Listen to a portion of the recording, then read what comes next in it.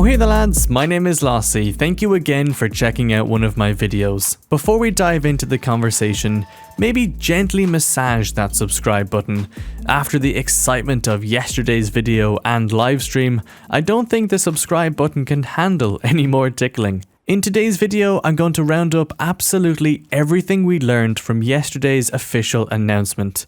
I got plenty of questions in the comments, especially regarding what consoles the game will launch on, so I want to address all of that in this one video. So, what exactly was shared yesterday? Well, Oscar Gabrielson, the general manager at DICE, shared a blog post giving us plenty of Battlefield stuff to look forward to. The most notable mentions were the team working on the next Battlefield is the biggest team they've ever had. 2 Battlefield games are coming, however, one is a mainline game launching at the end of this year and the other is based on mobile devices. That one is launching sometime next year. For the sake of keeping things simple, I'm just going to focus on the next mainline game, the one coming out at the end of 2021. So, first things first, the name. In the blog post, no specific details were shared in relation to the name of the next game. It was simply referred to as Battlefield. All social media accounts for the brand have also updated things to reflect this. While plenty of rumors do suggest that the next title will act as a soft reboot of the franchise and will simply be dubbed Battlefield, the truth is that we don't actually know that for sure. I have heard whispers within the Battlefield community that point towards the next game not being called just Battlefield, but of course, things always change behind the scenes. I personally like the idea of a soft reboot. DICE and EA will surely want to kick off this new generation of Battlefield games with a clean slate. Having an embarrassing older brother called Battlefield 5 may have influenced this name choice. EA is very proud of how many teams are working together on this next game. Earlier in the year, we learned that Criterion were joining the development and slowing down production on their Need for Speed title. This also came with news that DICE Los Angeles had been working on the next Battlefield game for over a year at that point. With yesterday's announcement, we now know that EA Gothenburg is also working on this new Battlefield game. DICE, as we all know, are heading the project, both their Stockholm and LA branches. They've built the game, the content, the mechanics, the whole shebang. That being said, we also know that DICE LA are focused on delivering post-launch content, and considering just how long they've been in development, well, fingers crossed, this spells good news for this year's live service. Criterion, on the other hand, joined this project about 6 or 7 months before launch, which seems pretty strange. While we don't know exactly what they're working on, the general consensus across the community is that maybe they're working on some sort of post-launch battle royale, similar to their previous work done with Battlefield 5 Firestorm. EA Gothenburg are, according to the blog post, taking technology in the game to the next level. What this means exactly is anybody's guess. Again, in my opinion, if we are to believe the rumors, I'd imagine this studio is working on those crazy weather effects, such as the tornado and the earthquake. Pretty insane to consider an entire studio is working on this one feature. Just goes to show how incredible the finished product may actually be. When and where is this new game set?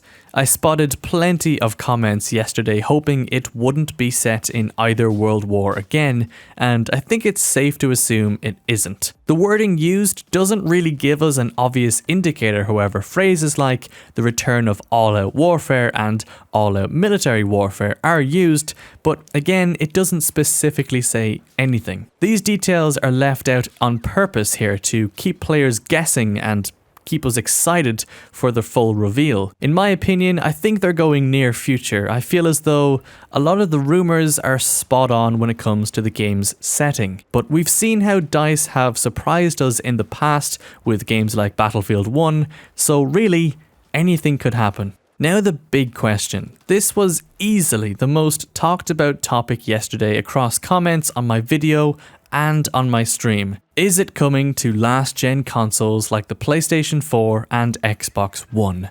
Well, on the surface, and how this blog post is worded, no, it doesn't look like they are. All-out military warfare, crazy, unexpected moments, game-changing destruction, massive battles packed with more players and mayhem than ever before, all brought to life with the power of next-gen consoles and PCs. Now, I've seen a lot of comparisons made to Battlefield 4 in this area, but I think things are a little different now. Battlefield 4 was revealed before the PlayStation 4 and Xbox One launched. At the time, I remember we didn't even know what the next generation Xbox console was going to be. With this new Battlefield game, it isn't launching until a year after both the PlayStation 5 and Xbox Series consoles have already been out.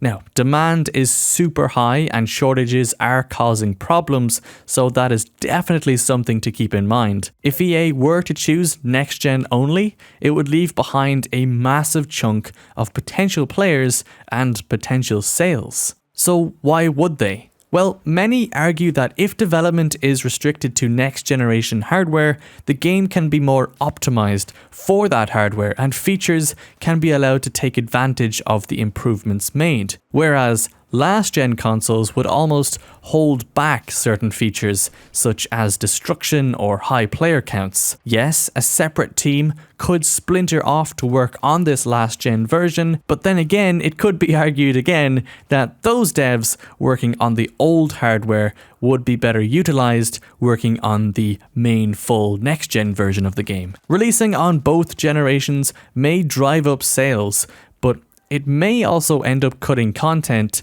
on a less optimized and lackluster game. This is exactly what happened with Battlefield 4, or more recently, all you need to do is look at Cyberpunk 2077. The next generation version suffered from split development time, but the last gen version was just embarrassing. It sucks for owners of old gen consoles who maybe can't get their hands on one of the new ones but want to enjoy this new Battlefield. I fully get the frustration here, but there really are pros and cons to both arguments and we don't have a definitive answer. You'll get different opinions from people who own or don't own certain consoles, but right now we can only wait and see what EA decides to do. Let's not forget, if EA finds another way of making up for the lost sales, well, I'm betting they'll just go for it. Xbox Game Pass seems like the logical route in my opinion. It wouldn't make up for the entire PS4 Xbox One generation, but it might be enough for them to justify their decision. Either way, I'll keep you updated. And finally, the last point I want to cover is the actual reveal. Yesterday's announcement was just a call to arms sort of thing. We still have so much to learn, so when will that happen? My estimate is still May. If anything, yesterday's blog post reinforces the timeline I made before. We've got another EA investor call coming up on the 11th of May, so I think it's safe to assume the reveal will be around then. For more Battlefield news, make sure you've subscribed. It's refreshing to finally have some proper news to cover once again, and I have plenty of content on the way that you will not want to miss. But anyway, thank you lads for watching. If you enjoyed, then massage that like button or hit dislike if you didn't. Until the next one though, I'll see you lads later.